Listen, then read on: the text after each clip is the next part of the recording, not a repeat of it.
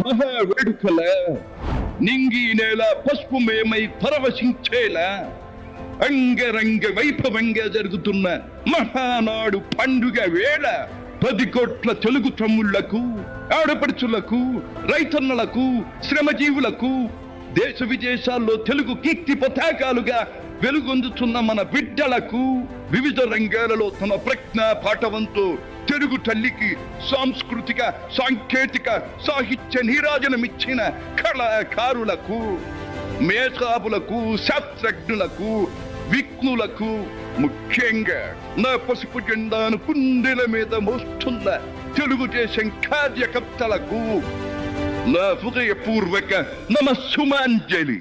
సరిగ్గా 43 ఏళ్లయింది నా తెలుగు వారి కోసం, నా తెలుగు జాతి ఆత్మ గౌరవం నిలపడం కోసం తెలుగుదేశం పార్టీ స్థాపించి. నేను స్థాపించాను అనే కన్నా పుట్టింది అనాలేము. ఎందుకంటే ఆనాడు కార్మికుడి చెమట నుంచి, కర్షకుల రక్తం నుంచి, చాడిత పీడిత ప్రజల బాధ నుంచి పుట్టింది తెలుగుదేశం. కులమత వర్గాలకు అతీతమైన నవ సమాజానికి సరైన నిర్వచనం చెప్పేందుకే తెలుగుదేశం పుట్టింది. పేదకు కనీస అవసరాలైన పూటకు పక్కెడన్నము, తన దాచుకోవడానికి పక్కా ఇల్లు, గౌరవం నిలుపుకోవడానికి ఒంటి మీద వస్త్రం, వీటితో పాటు రైతన్నల సంక్షేమం, ఆడపడుచుల అభ్యుదయం, బలహీన వర్గాలకు పాలనాధికారం, వీటిని అందించడం కోసం మొదలైన తెలుగుదేశం ప్రస్థానం ఆ తరువాత ఎన్నో మలుపులు తిరిగింది. కొత్త జగతికి, అపూర్వ ప్రగతికి పాటను వేసింది.